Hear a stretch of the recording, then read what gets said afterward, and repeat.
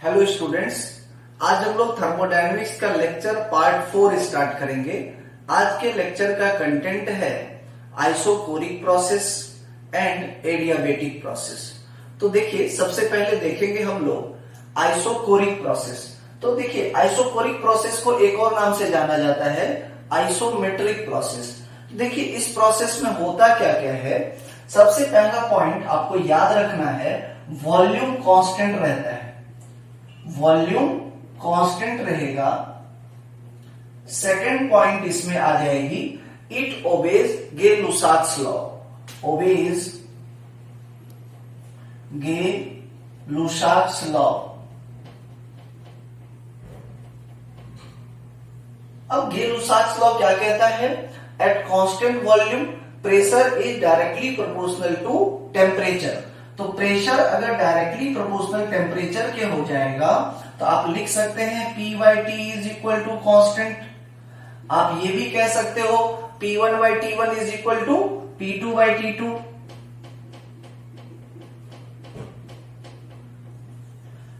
सी में देखते हैं हम लोग इंडिकेटर डायग्राम। तो इंडिकेटर डायग्राम क्या होती है? प्रेशर वॉल्यूम के बीच बनने वाला ग्राफ, इसी को बोलते हैं इंडिकेटर डायग्राम। यानी इंडिकेटर डायग्राम कैसा बनेगा? इंडिकेटर डायग्राम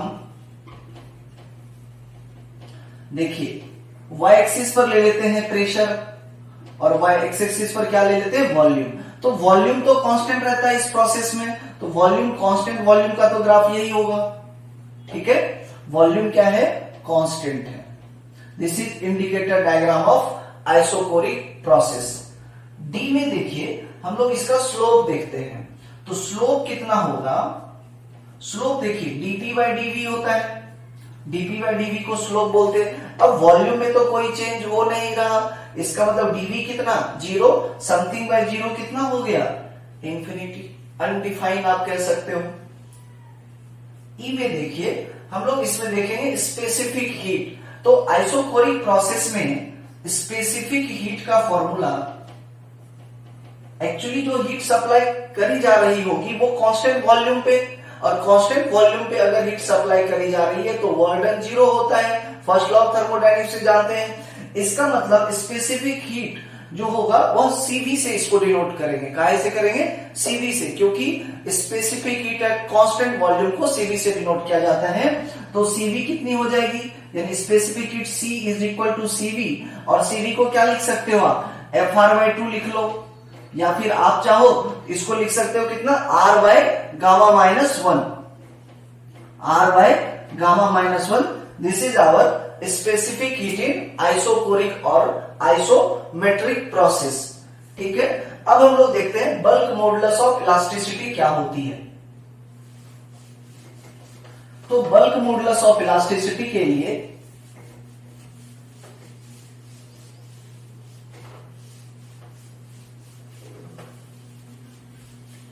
आप देखो, bulk modulus of elasticity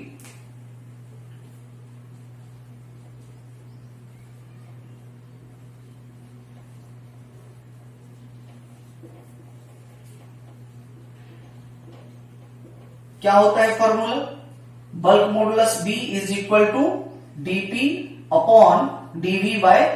with negative sign, यही होता है ना। अब आप देखो, dv तो फिर से कितना? 0 हो जाएगा, ये वाली चीज 0 हो जाएगी, फिर से समथिंग बाय 0 कितना हो गया? अनडिफाइन। ठीक, यानी आप कह सकते हो इसकी बल्क मॉडुलस ऑफ इलास्टिसिटी क्या होती है? इंफिनिटी, क्योंकि वॉल्यूम कांस्टेंट है। ठीक है, अब आ जाइए, इसी प्रोसेस में वर्क डन की वैल्यू निकालते हैं। तो वर्क डन कितना हो जाएगा? वर्क डन देखो आप, W इज इक्वल टू क्या होता है? P∆V, या फिर आप कहते हो इंटीग्रेशन ऑफ PdV। अब वॉल्यूम तो कांस्टेंट है, तो dV 0, तो वर्क डन कितना हो गया? 0। और इसी में फर्स्ट लॉ ऑफ थर्मोडायनेमिक्स लगा दीजिए। तो फर्स्ट लॉ ऑफ थर्मोडायनेमिक्स लगाएंगे तो क्या होगा? Delta Q is equal to क्या होता है? डेल्टा U प्लस कितना? Delta W। अब आप देखो, डेल्टा W तो क्या हो गया? 0। इसका मतलब इस प्रोसेस में जो भी हीट आपने सप्लाई करी वो सब के सब कहां चला गया होगा? इंटरनल एनर्जी बन गया होगा। इसका मतलब टेम्परेचर राइज कर गई, मीन्स अपन ये भी कह सकते हैं इंटरनल एनर्जी में चेंज में खर्च हो गया heat, supplied heat. That is delta U, and delta U is equal to how much, this is nCv dt। NCv delta T लिख सकते हो आप चाहो तो सीवी को लिख लो FR/2 इंटू लिख लो डेल्टा टी। आप चाहो तो इसी को लिख सकते हो कितना, सीवी को लिख सकते हैं R/γ-1, यानी अपन ये भी लिख सकते हैं N R/γ-1 इंटू कितना डेल्टा टी, यानी NR डेल्टा टी अपॉन γ-1। फिर से देख लो आइसोकोरिक प्रोसेस को एक बार। आइसोकोरिक प्रोसेस एक ऐसा प्रोसेस होता है जिसमें वॉल्यूम कांस्टेंट रहती है, और अगर वॉल्यूम कांस्टेंट रहेगी तो इसमें ये जो है फॉलो करेगी गेल-लुसाक्स लॉ। और गेल-लुसाक्स लॉ क्या कहता है, at constant volume pressure is directly proportional to temperature, यानी P क्या हो गई, डायरेक्टली प्रोपोर्शनल हो गई टेम्परेचर के। तीसरी बात, इसमें स्पेसिफिक हीट निकालना था, स्पेसिफिक हीट क्या हो जाएगी CV, और CV क्या होता है FR/2 होता है, F डिग्री ऑफ फ्रीडम है ना। इसके बाद बल्क मॉडुलस ऑफ इलास्टिसिटी निकालना है, स्लोप निकालना है, एंड सो ऑन। फाइनली ये हम लोग वर्क डन निकालेंगे तो वर्क डन कितनी हो जाएगी, 0। और इसके बाद फर्स्ट लॉ ऑफ थर्मोडायनेमिक्स आप अगर अप्लाई करते हैं, FLT अप्लाई करते हो, तो FLT अप्लाई करने के बाद जो भी सप्लाइड हीट है वह किसके बराबर आ गई, चेंज इन इंटरनल एनर्जी के बराबर आ गई। ठीक है, इसको नोट कीजिए। अब देखिए एडियाबैटिक प्रोसेस देखते हैं।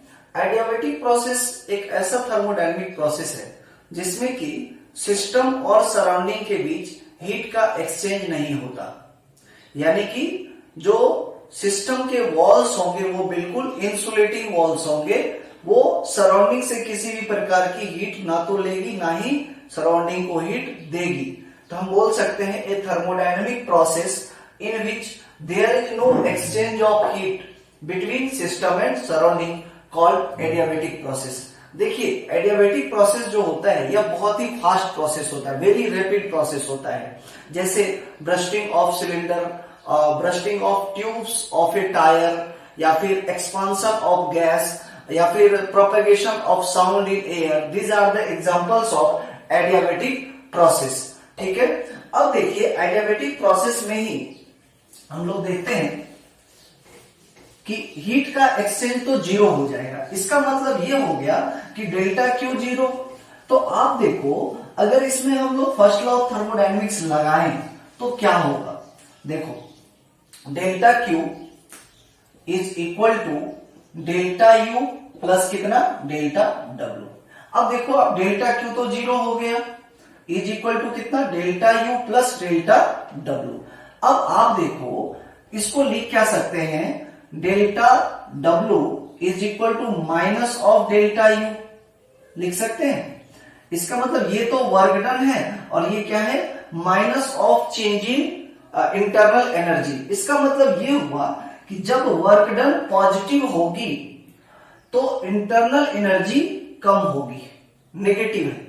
इसका मतलब इंटरनल एनर्जी में जो चेंज है वह डिक्रीज हुई होगी इंटरनल एनर्जी। ऐसे देखो आप ऐसे समझ सकते हो, मैं लिख देता हूं W is equal to minus of delta U. अब आप देखो वर्क डन अगर पॉजिटिव होगा तो चेंज इन इंटरनल एनर्जी क्या होगी, नेगेटिव। इसका मतलब ये हुआ होगा कि फाइनल टेम्परेचर कम रही होगी, इनिशियल टेम्परेचर ज्यादा रही होगी। तो हम कह सकते हैं when work done is positive then temperature will reduce.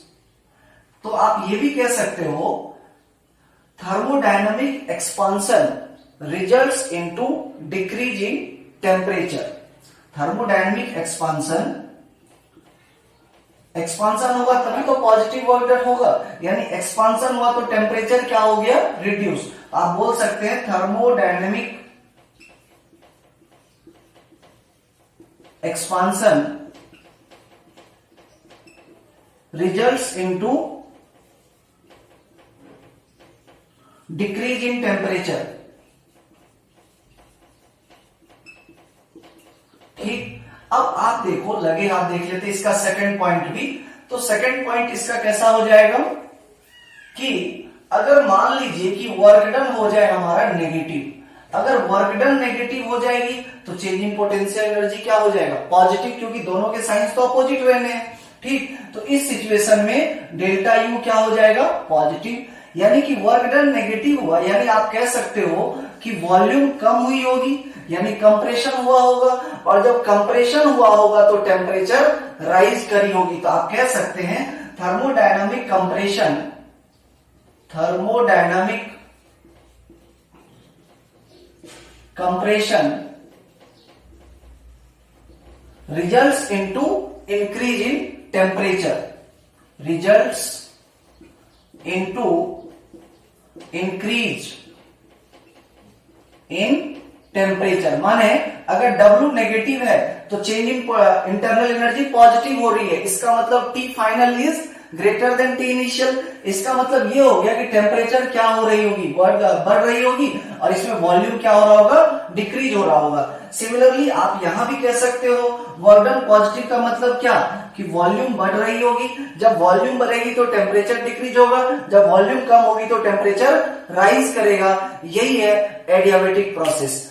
अब देखिए एडियाबेटिक प्रोसेस में हम लोग वर्क डन की वैल्यू निकाल लेते हैं। तो वर्क डन की वैल्यू कैसे निकालेंगे, इसको अच्छे से नोट कर लीजिएगा। वर्क डन की वैल्यू निकालने के लिए हमें मालूम है डेल्टा क्यू कितना है, 0। तो अपन लिखते हैं वर्क डन डेल्टा क्यू बराबर delta U plus delta W. तो डेल्टा क्यू तो कितनी हो जाती है एडियाबेटिक प्रोसेस में, 0।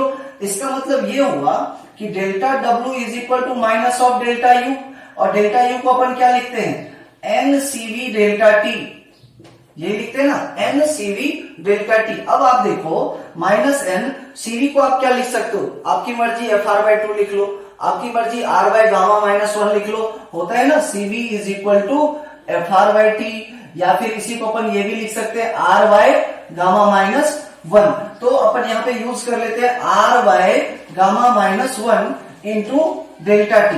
अब आप देखो इसको क्या लिख सकते हो, minus n R delta T upon में गामा माइनस 1। अब ध्यान से देखिएगा माइनस 1 अपॉन गामा माइनस 1, यहां पर कितना है एन आर डेल्टा टी। तो अपन क्या लिखेंगे इसको, n R T final minus T initial बोलते हैं। तो टी फाइनल को टी फाइनल लिखो, या फिर T2 माइनस कितना लिख लो, T1। ठीक, अब ये माइनस को अंदर ले जाते हैं, जब ये माइनस अंदर जाएगा तो इसको अपन क्या लिख पाएंगे, डेल्टा डब्ल्यू यानी work done is equal to n R T1 minus T2 by gamma minus 1। ये माइनस 1 अंदर गया तो T1 माइनस T2 हो गया। अब देखो ध्यान से nRT1, nRT1 क्या है, PV इक्वल टू nRT। तो nRT1 का मतलब हो गया इनिशियल टेम्परेचर वाला। तो उस समय प्रेशर और वॉल्यूम को चेक करेंगे, तो प्रेशर वॉल्यूम कितनी हो जाएगी, P1 V1, क्योंकि अपन जानते हैं PV is equal to nRT, PV is equal to nRT। तो P1 V1 बराबर कितना, nRT1, n और r तो कांस्टेंट है। सिमिलरली nRT2 की जगह क्या लिख पाएंगे, nRT2 की जगह P2 V2। तो आप लिख सकते हो P1 V1 minus P2 V2 upon में gamma minus 1। This is the amount of work done in adiabatic process. इसको अच्छे से याद भी रखना है ऑल टाइम, ठीक है। अब देखिए इसी प्रोसेस में हम लोग देखते हैं, एक तो हमको स्लोप देखना होता है, ठीक, दूसरी बात हमको देखना है कि प्रेशर और वॉल्यूम के बीच रिलेशन क्या है।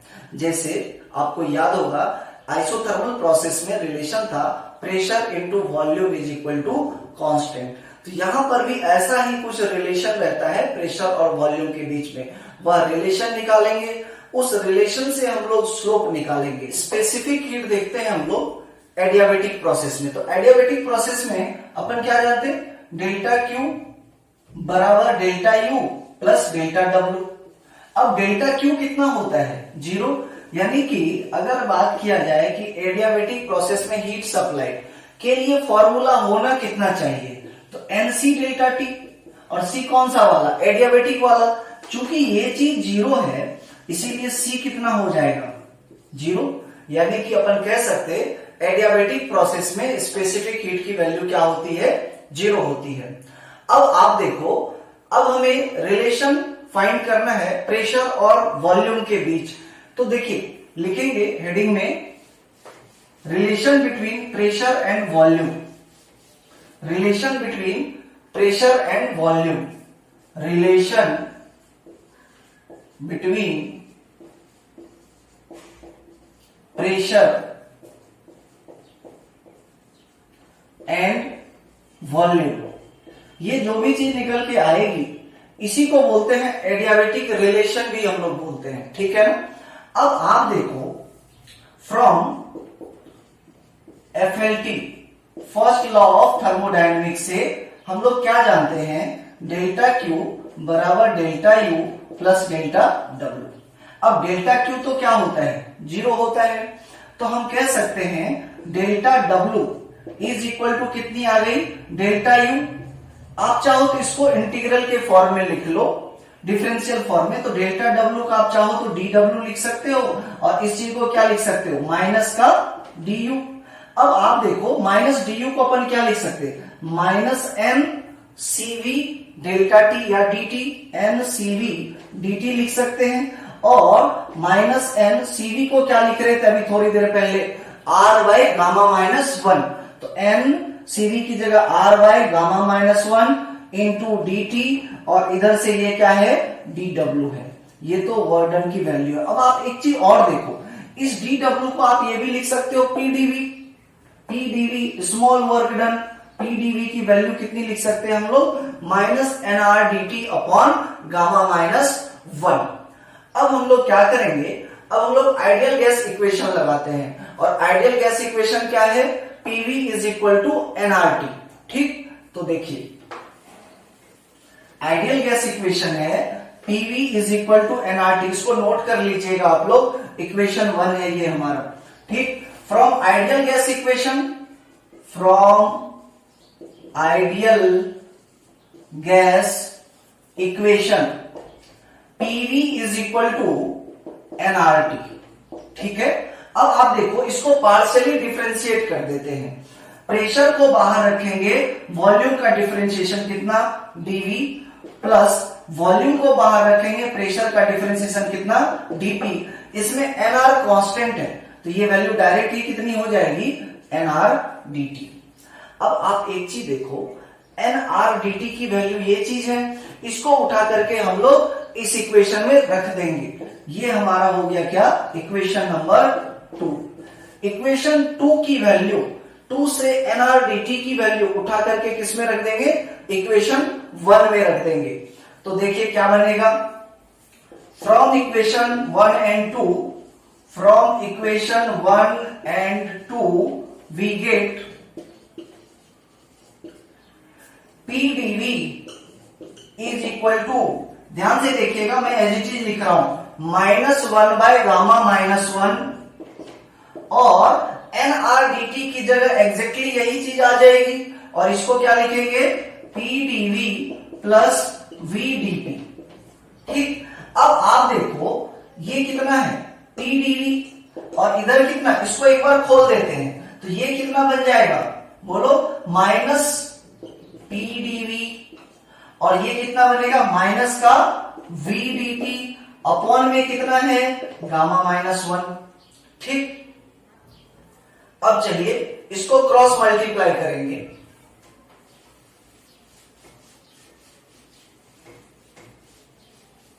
इसको क्रॉस मल्टीप्लाई करते हैं, तो PdV इंटू गामा, देखो अब PdV into gamma minus PdV is equal to, ये कितना हो जाएगा, माइनस का PdV और माइनस का कितना, VdP। ठीक, अब आप देखो माइनस PdV से माइनस PdV हो गया कैंसिल। अब यहां पर देखो आप, इस चीज को हम क्या लिख सकते हैं, gamma PdV is equal to minus VdP। ठीक, अब क्या करो, प्रेशर को प्रेशर के साथ ले जाओ, वॉल्यूम को वॉल्यूम के साथ ले आओ, और दोनों साइड इंटीग्रेट करो।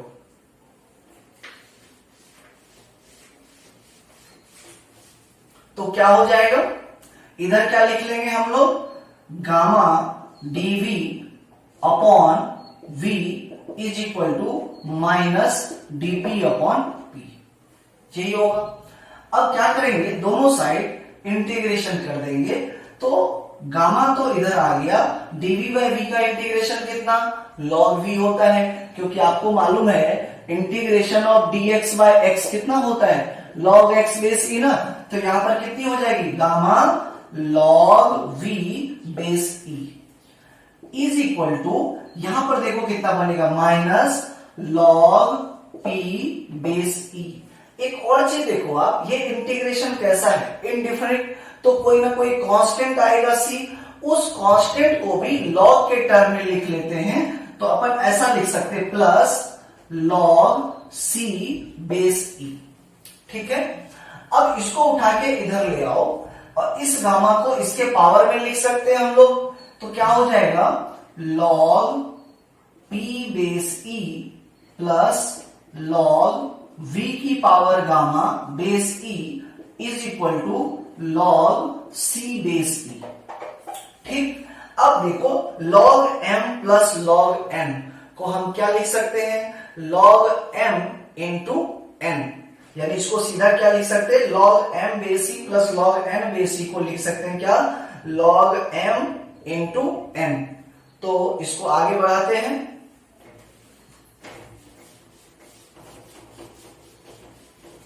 आप देखो log p बेस e, इसको सीधा ऐसा लिखेंगे log p इंटू v की power gamma base e, log m into m क्या होता है, log m plus log m, तो यही चीज लिखा। और इधर से क्या है, log of c base e, दोनों साइड से log को कैंसिल कर दो, तो देखो कितना आया, pv gamma is equal to constant, pv gamma is equal to constant, p pressure है, v वॉल्यूम है, gamma ratio of specific heat है, और c क्या है बच्चे, कांस्टेंट है। This is the adiabatic relation between pressure and volume, pressure और volume के बीच का ये रिलेशन होता है, ये आपको लाइफ टाइम याद रखना है, pv gamma is equal to constant. अब आप देखिए, जो हमने आइसोथर्मल प्रोसेस पढ़ा था उसमें क्या था, प्रेशर इंटू वॉल्यूम कांस्टेंट, और यहां पर क्या हो रहा है, प्रेशर इंटू वॉल्यूम की power gamma is equal to constant. तो यहां पर हम लोग स्लोप निकालते हैं और देखते हैं कितना आता है। चलो अब निकालेंगे हम लोग स्लोप। तो हमने क्या निकाला, हमने निकाला प्रेशर और वॉल्यूम के बीच का रिलेशन। अब अपन देखते हैं स्लोप इन एडियाबेटिक प्रोसेस, बेटिक प्रोसेस। तो देखो, we know that adiabatic relation is PV gamma is equal to some constant. Now we make differentiation on both side. तो see carefully, P को बाहर करेंगे, V की पावर गामा का डिफरेंशिएशन करेंगे, तो क्या होगा, गामा V की power gamma minus 1 into dV। याद करो, x की पावर n क्या होता था, n x की power n minus 1 into dx, वही तो है, प्लस v की पावर गामा को अब बाहर कर लेंगे, और p का डिफरेंशिएशन कितना होगा, dp। c क्या है, कांस्टेंट, तो कांस्टेंट का डिफरेंशिएशन कितना होता है, 0। अब आप देखो, यहां से p गामा v की power gamma minus 1 into dv is equal to, हम लिख सकते हैं माइनस v की पावर गामा इंटू कितना, dt। अब यहां से देखो, v की पावर गामा और v की पावर गामा प्लस में है, कैंसिल हो जाएगा। हम इसको क्या लिख पाएंगे, p गामा, यहां से केवल v की पावर माइनस 1 बच जाएगी हमारे पास, ठीक है ना। और v की पावर माइनस 1 को अपन क्या लिख सकते हैं, ऐसा भी लिख सकते हैं, अपॉन में v, और इधर कितना बचेगा, केवल माइनस का dp। अब आप देखो, इस dv को उठा के लेफ्ट साइड में, राइट साइड में ले जाओ, तो लेफ्ट साइड में कितना बचेगा, gamma p by v is equal to minus dP by dV. ठीक है, अब इस माइनस को उठा के इधर ले आओ तो हम क्या कहेंगे, gamma P by V is equal to कितना, डीपी बाई डीवी। और डीपी बाई डीवी को ही तो स्लोप कहते हैं। तो this is the slope in adiabatic process. जबकि आपको याद होगा आइसोथर्मल प्रोसेस में स्लोप कितना आता था, माइनस पी बाई वी, और एडियाबेटिक में कितना है, minus gamma P by V. अब एक और बात देखो इसमें इंपॉर्टेंट क्या है, गामा क्या होती है, CP by CV, and CP is always greater than CV. इसका मतलब ये हुआ कि गामा की वैल्यू 1 से ज्यादा है। आप देखो मैं लिख देता हूं, dP by dV in isothermal process में कितना था, माइनस पी बाई वी। और इसी डीपी बाई डीवी की वैल्यू, इसी डीपी बाई डीवी की वैल्यू इन एडियाबेटिक प्रोसेस कितनी है, gamma times minus P by V. यानी कि ये तो क्या है, दिस इज द, अपन ये भी कह सकते हैं gamma times slope in isothermal is equal to slope in adiabatic process. तो आप देखो एडियाबेटिक प्रोसेस की स्लोप ज्यादा रहेगी आइसोथर्मल से, गामा टाइम से। क्यों, क्योंकि गामा की वैल्यू क्या है, ऑलवेज ग्रेटर देन 1।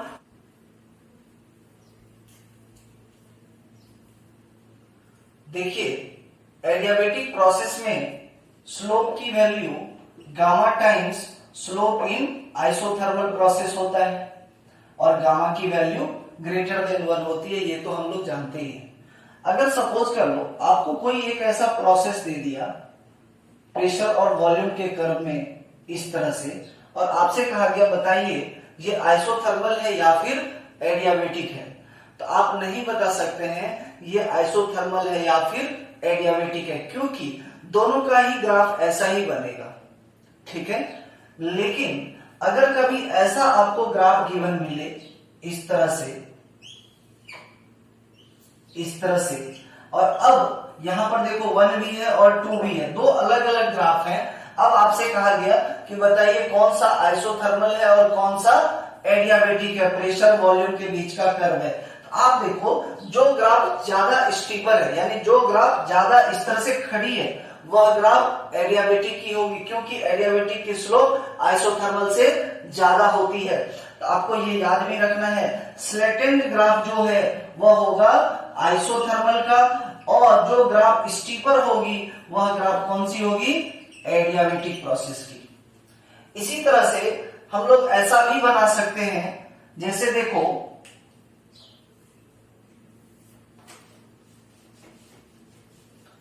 एक क्वेश्चन ले लेते हैं हम लोग और उससे समझेंगे।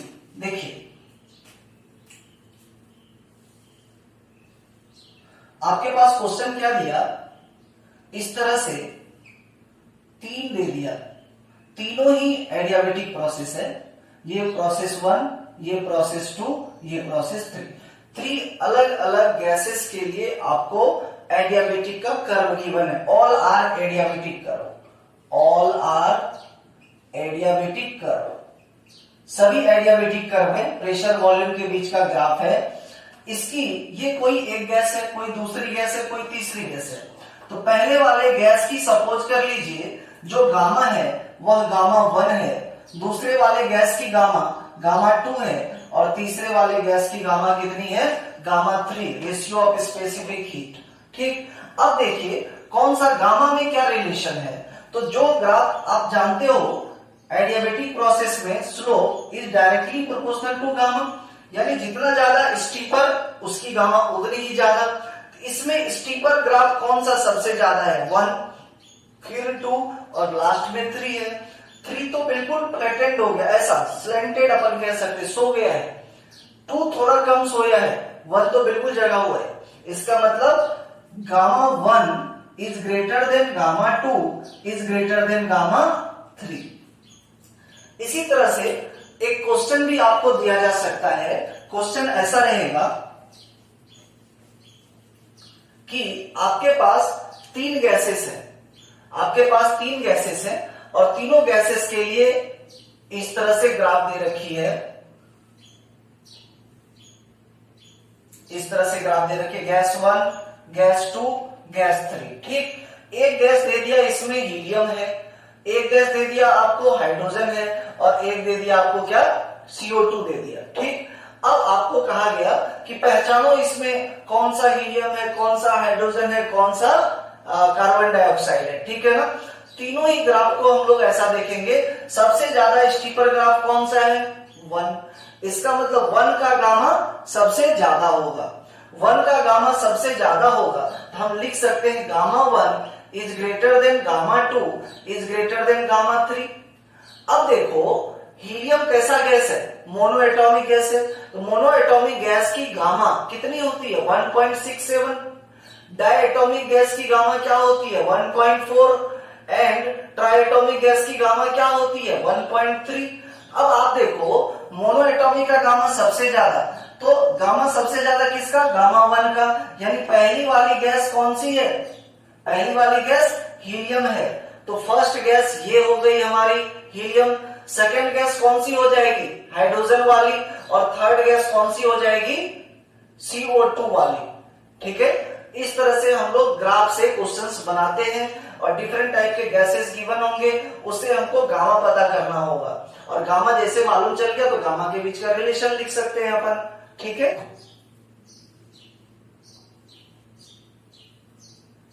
एक ग्राफ ऐसा लेते हैं, ये मान लो ग्राफ नंबर 1 है, एक ग्राफ ऐसा लेते हैं। ठीक, अब देखो ये हो गया हमारा, मान लीजिए इसको हम लोग 1 बोल देंगे, और ऊपर वाले को हम लोग 2 बोल देते हैं। ठीक है ना, अब ऐसा हो रहा है, यहां पर एक्सपांशन हो रहा होगा, तो आप देखो इसमें कौन सा ग्राफ ज्यादा स्टीपर है, पहला वाला। तो पहला वाला ग्राफ कौन सा हो जाएगा, एडियाबेटिक, और दूसरा वाला कौन सा हो जाएगा, आइसोथर्मल। अब आप देखो यही एडियाबेटिक का ऊपर गया हुआ है, इसका मतलब ये फिर से क्या हो गया, एडियाबेटिक, और ये वाला क्या हो जाएगा, आइसोथर्मल। तब आप देख सकते हैं ये जो जंक्शन है ये वही जंक्शन है। इसके नीचे वाला देखो 2 और 1 था, यहाँ तो क्या था कि पहचानना था हमको आइसोथर्मल और एडियाबेटिक में, तो जो ज्यादा स्टीपर वह एडियाबेटिक। इन दोनों में आप देखो कौन ज्यादा स्टीपर हो गया, एडियाबेटिक वाला ज्यादा स्टीपर हो गया, ज्यादा खड़ा हो गया, आइसोथर्मल वाला स्लेटेंड हो गया। समझ में आई। अब देखो एक और चीज आपको इसमें याद रखना चाहिए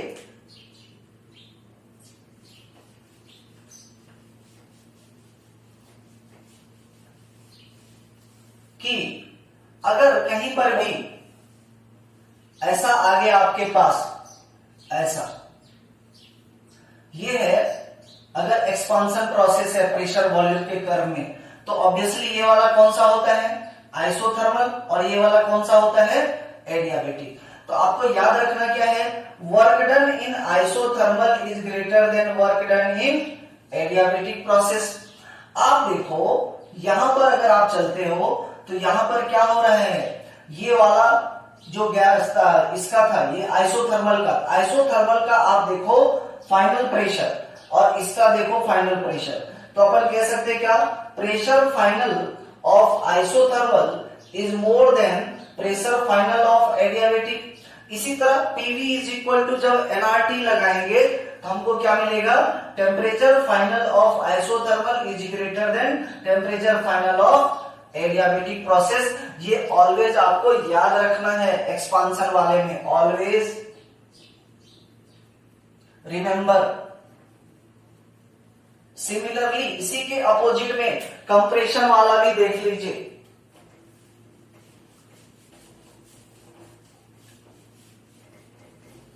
कंप्रेशन वाला कर्व कुछ इस तरह से हम लोग बना लेते हैं।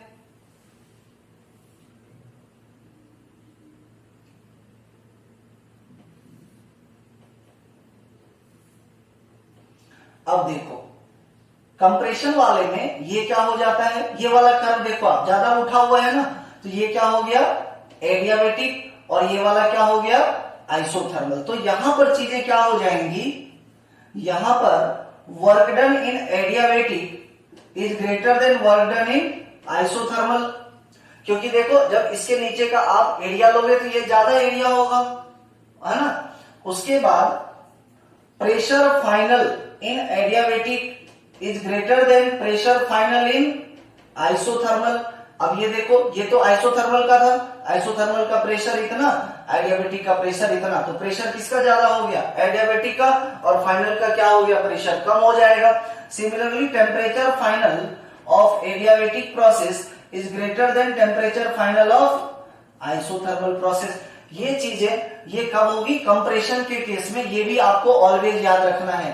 कंप्रेशन का केस ये हो गया, ये किसका था, एक्सपांशन का केस था। ये दोनों चीजें आपको याद रखनी है, आपको कभी धोखा नहीं मिलेगा एडियाबेटिक प्रोसेस में, ठीक है। चलिए अब हम लोग देखेंगे प्रेशर और टेम्परेचर के बीच का relation and volume and temperature के बीच का रिलेशन एडियाबेटिक प्रोसेस में।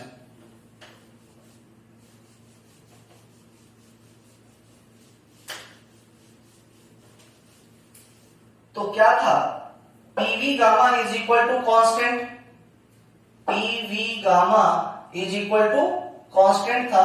हम लोग जानते हैं PV is equal to nRT होता है, तो यहां से आप चाहो तो पी की वैल्यू निकाल लो, एनआरटी अपॉन वी, और इस पी की वैल्यू यहां से ले जाकर इसमें पुट कर दीजिए। तो देखिए कितना होगा, nRT upon V into V की पावर गामा बराबर कांस्टेंट। ये एनआर क्या है, ये भी तो कांस्टेंट है, इसको उठा के इधर ले जाओ, कांस्टेंट बाय कांस्टेंट क्या मिलेगी हमको, कांस्टेंट ही मिलेगी। तो अपन लिख सकते हैं इसको directly, T V gamma minus 1 is equal to constant, ठीक है। ये भी ऊपर गया ना तो गामा माइनस 1 हो जाएगा, क्योंकि इसकी पावर तो 1 है, तो कितने आ गए, TV gamma minus 1 is equal to constant. Similarly आप निकाल सकते हो प्रेशर और टेम्परेचर के बीच का भी रिलेशन। इसको आप ये भी लिख सकते हैं, T1 V1 gamma minus 1 equal to T2 V2 gamma minus 1। अब देखो प्रेशर और टेम्परेचर के बीच का रिलेशन कैसे निकालेंगे, इसी इक्वेशन की हेल्प से निकालते हैं। पीवी गामा कितना, कांस्टेंट, पीवी कितना, एनआरटी, तो V कितना, एनआरटी बाय पी। अब ये वाली V की वैल्यू इस वाले में आप रख दो, तो देखो कितनी आ जाएगी वैल्यू, P V की जगह कितनी, nRT अपॉन P की power gamma is equal to constant. फिर से देखो nr कांस्टेंट, कांस्टेंट की कुछ भी पावर लगा दो कांस्टेंट ही मिलेगा, उठा के इधर ले आएंगे, फिर से कांस्टेंट, तो यहां पर कितनी हो जाएगी, P T की पावर गामा अपॉन P की power gamma is equal to constant. और इस चीज को और हम लोग क्या लिख सकते हैं, P की पावर 1 माइनस गामा, इसको ऐसा लिख लेते हैं, T की पावर 1 माइनस गामा, T की power gamma is equal to constant. This is another adiabatic relation between pressure and temperature. तो आपके पास तीन रिलेशन आ गए, एक तो आ गया क्या, टीवी गामा कांस्टेंट, दूसरी क्या आ गई, TV gamma minus 1 constant, and third word is T1 minus gamma, T gamma is equal to constant. ये चीजें आपको ऑलवेज याद रखनी है, प्रॉब्लम सॉल्व करने में बहुत काम आएगी हमारे।